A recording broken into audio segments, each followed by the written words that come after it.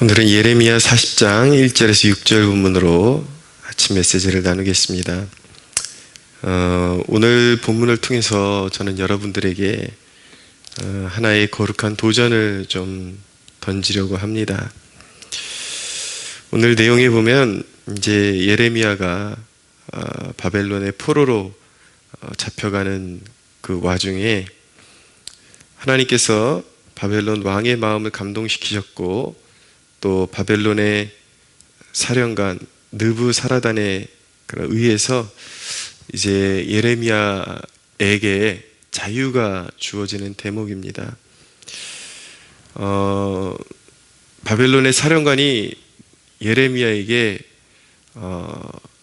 네 마음에 합당한 대로 골라서 거주할 곳으로 가서 살아라. 그러나 네가 바벨론으로 같이 함께 가면 내가 너를 선대할 것이고 그러나 다른 곳으로 가서 살겠다 그러면 네가 옳게 여기는 대로 가서 살도록 허락하겠다라고 그렇게 제안을 합니다. 근데 오늘 말씀의 서두에 보면은 예레미야가 사슬로 결박되어 가다가 라마에서 풀려난 후에 말씀이 여호와께로부터 예레미야에게 임하니라. 예레미야에게 여호와의 말씀이 임했다라고 그렇게 말씀하신 이후에 여호와께서 어떻게 말씀하셨는지는 나타나지 않습니다. 근데 그 이후에 이렇게 예레미야에게 선택권이 주어지는 그런 이제 대목이 나오는 것입니다. 이로 보건대 예레미야가 바벨론으로 가면 훨씬 더 좋은 조건으로 선대받을 수 있는 그런 상황 가운데서 분명히 하나님의 그런 음성을 듣고 그가 바벨론으로 가는 것을 거절하고 자신들의 동족이 지금 거주하고 있는 유대 땅으로 들어갔다라는 것을 알게 됩니다. 왜냐하면 그곳에 또 해야 될 일이 있기 때문인 것이죠. 남아있는 백성들을 향하신 하나님의 뜻이 있었기 때문에 그 뜻을 선포하는 일을 끝까지 감당해야 했기 때문에 이제 예레미야가 하나님의 뜻대로 더 선대받을 수 있는 곳을 선택한 것이 아니라 이제 사명의 땅으로 들어가게 된 것입니다.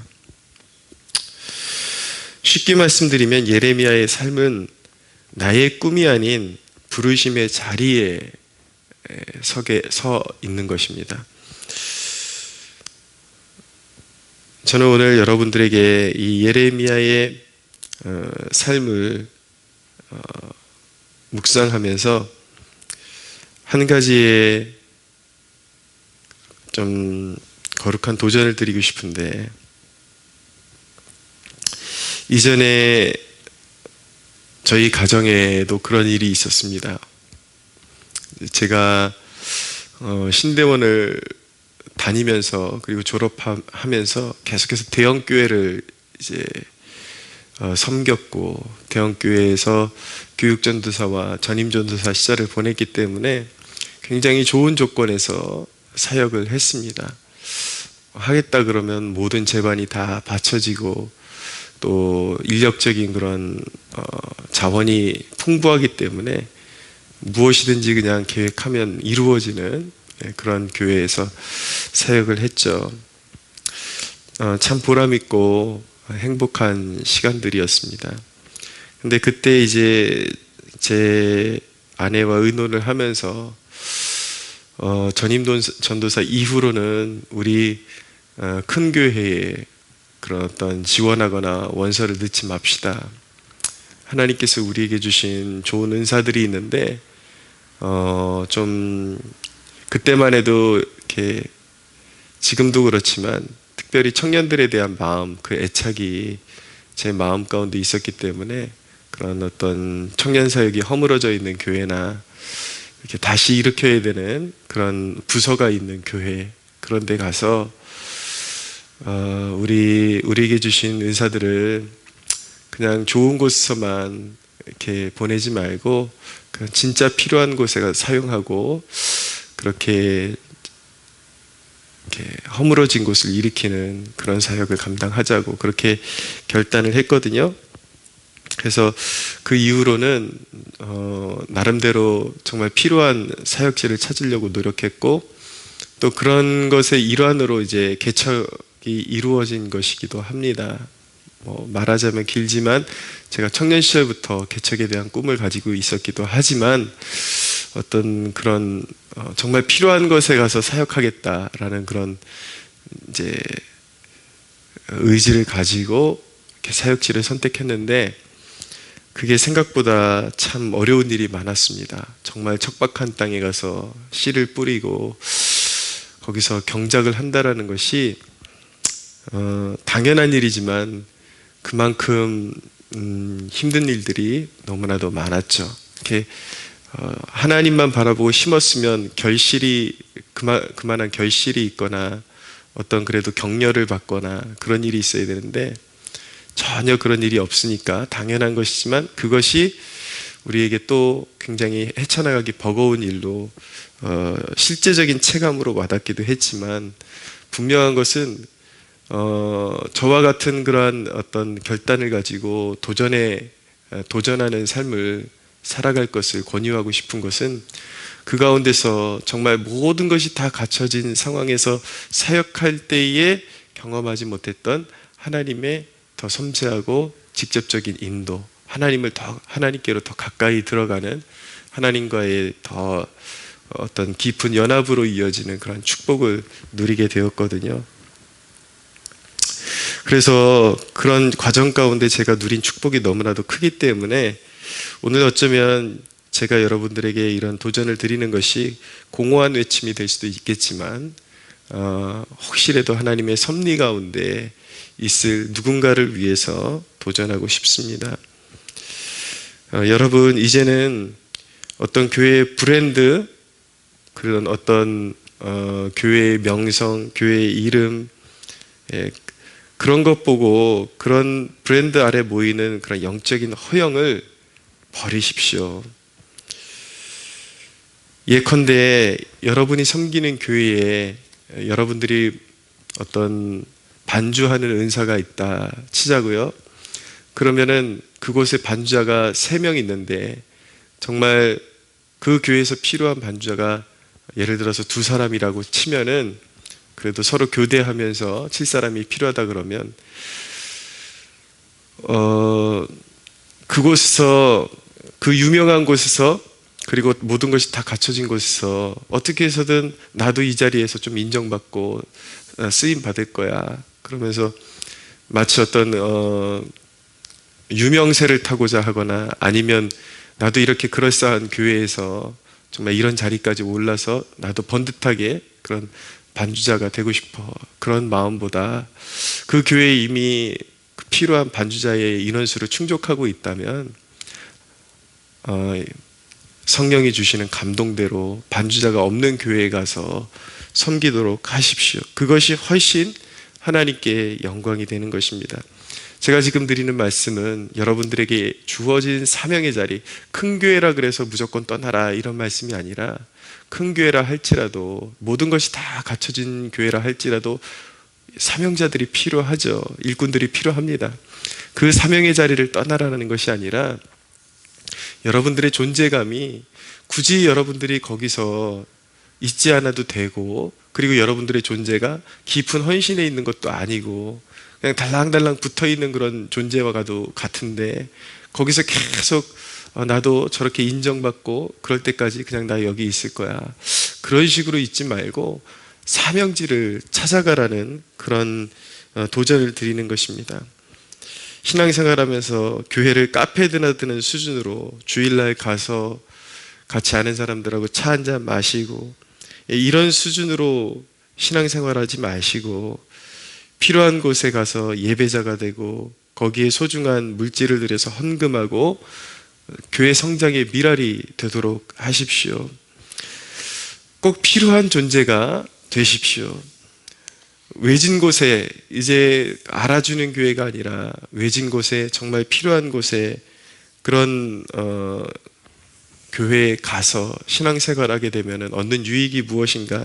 몇 가지 유익이 있습니다. 첫째는 신앙의 거품이 빠지게 됩니다. 보통 어느 교회 이름만 대면 알만한 교회에 다니게 되면 제가 그런 교회에서 사역을 했잖아요. 교육전도사, 전임전도사 시절에 그 교회 이름을 대는 것만으로도 왠지 뿌듯하고 자기가 뭔가 된 것 같은, 그리고 굉장히 그 교회의 그런 파워풀한 사역의 일원이 된 것 같은 그런 이제 착각을 불러일으킵니다. 그러나 이제 외진 곳으로 가면 그런 브랜드 이미지 속에 자기 숨겨놨던 자기가 드러나게 됩니다. 자기가 실제적으로 얼마나 헌신하고 있고 얼마나 정말 하나님을 신앙하고 있는지 아주 선명하게 드러나게 됩니다. 자기의 존재, 그 하나님 앞에서 내가 얼마만큼의 신앙을 가지고 있는지 그것이 선명하게 드러나게 되는 것이죠. 그럼 거품이 빠질 수밖에 없는 거예요. 거품을 빼지 않고는 살 수 없는 그러한 위치에 가기 때문에 자기 자신에 대해서 더 깊이 돌아보면서 이제 자기에게 필요한 것을 알게 되고 더욱더 신앙의 본질에 힘쓸 수밖에 없는 그러한 존재가 되는 것이죠. 두 번째로 외진 곳에 가면은 예배의 본질 속에 놓이게 됩니다. 보통 이제 가면 그냥 모든 것을 다 갖추고 있는 교회들을 절대로 어떤 폄하하거나 그곳에 진실한 예배가 없다라는 것이 아닙니다. 다만 거기에 묻어 있거나 그 교회의 문제가 아니라 그 자기 스스로 속이는 존재가 될 수 있다라는 것입니다. 어떤 모든 것이 다 갖춰진 그런 예배 속에서 현란한 사운드 속에서 일어나는 그 감정을 굉장히 신적이고 거룩한 감정으로 오해하고 자기가 정말 예배자라고 착각하고 있을 수 있다라는 것이죠. 사실은 현란한 음악 속에 다 갖춰진 그런 어떤 웅장한 그런 사운드 속에서 일어나는 감정의 동요인데 그것을 진짜 예배라고 스스로 믿고 그렇게 살아갈 수 있는 위험이 있는 것이죠. 그러나 외진 곳에 가면 정말 성령께서 임하셔야만 영혼이 살 수 있는 그런 절박함에 놓이게 됩니다. 거품이 아까도 말씀드렸지만 자기가 의지하는 그리고 자기를 세련되게 만들어주는 그런 요소들이 다 거품이 빠져버리거든요. 자기를 받쳐주는 그런 요소들이 빠져버리고 정말 내 마음을 다해서 온 마음을 다해서 하나님을 경배하지 않으면 자기의 어떤 감정을 북돋아 줄 수 있는 그런 요소들이 사라지게 되거든요. 그러면 정말 자기의 영혼이 살기 위해서는 진실한 예배자가 되어야 한다는 도전을 스스로가 받을 수밖에 없는 것입니다.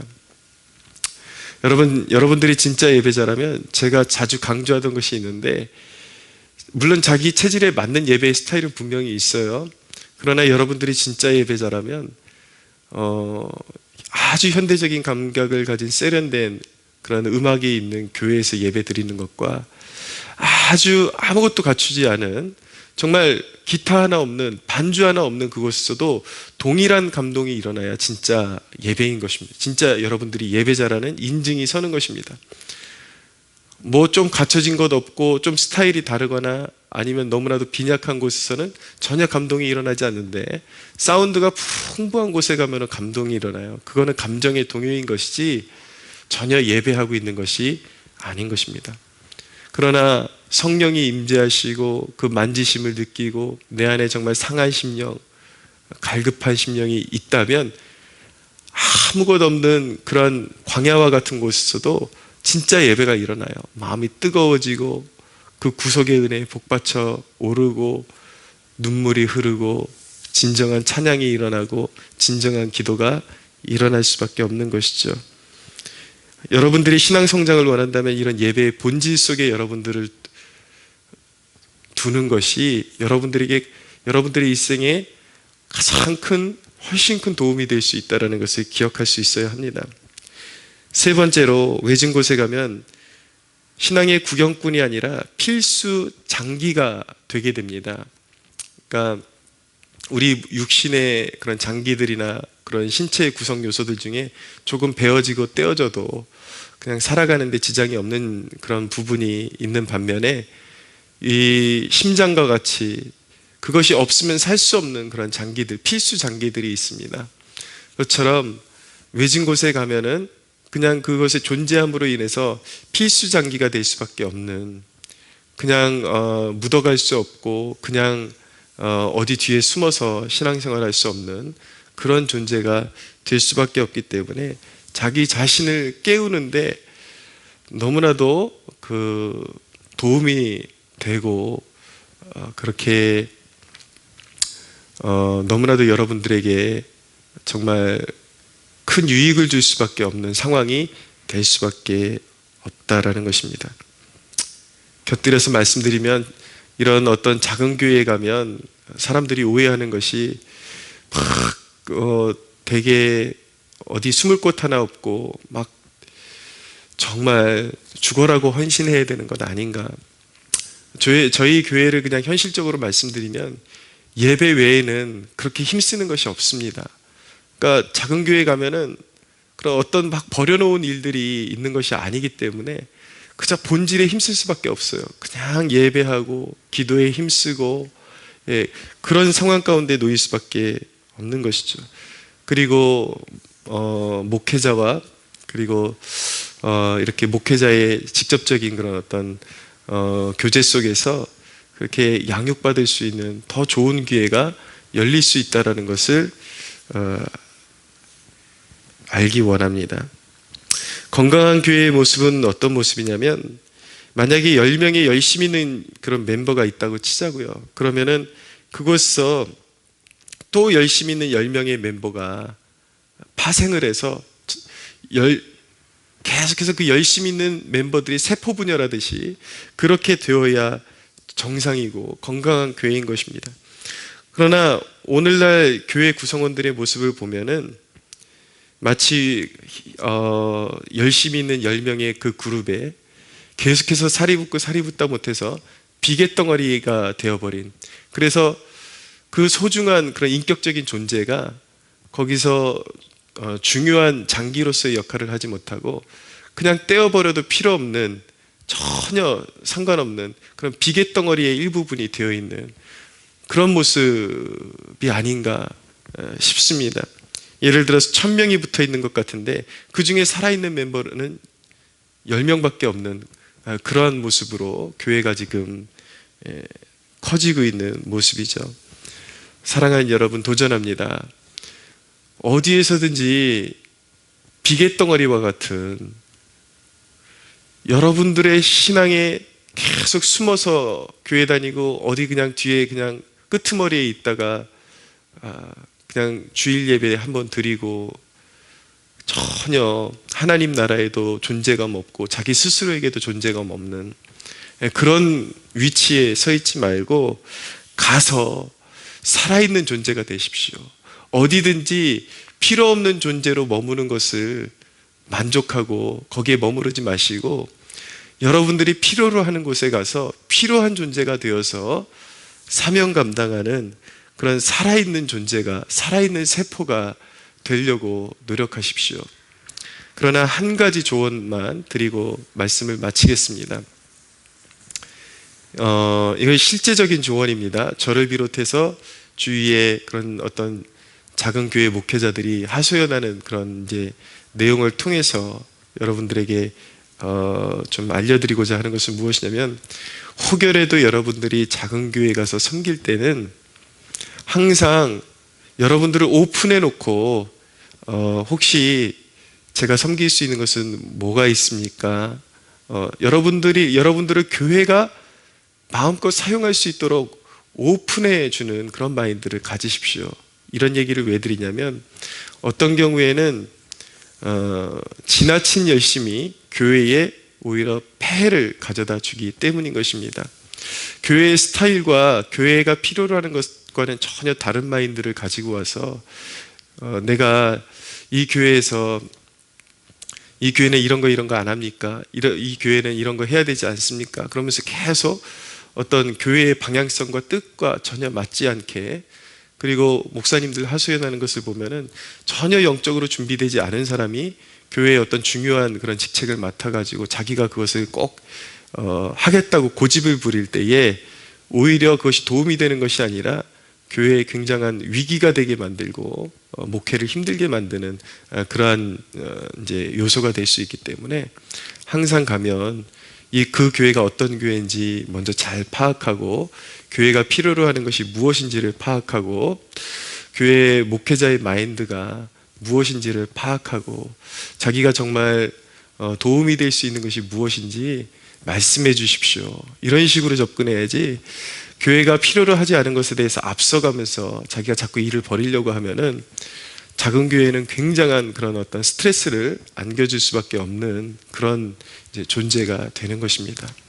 사랑하는 여러분, 말씀을 맺겠습니다. 예레미야와 같이 항상 하나님의 뜻을 구하는 중에 자기의 편의와 나의 꿈, 내가 인정받는 것, 그것이 아니라 또 나에게 주신 좋은 달란트가 있는데 그냥 필요 없는 비계덩어리와 같은 그런 존재로 그렇게 살아가지 마시고 필요한 곳으로 가서 주님의 그 뜻을 받들고 사명 받들고 필요한 존재로, 필요한 구성원으로서 교회를 이롭게 하고 하나님 나라를 세워가는 그런 소중한 존재로 세워지는 그런 여러분들 되시기를 예수님의 이름으로 축복합니다.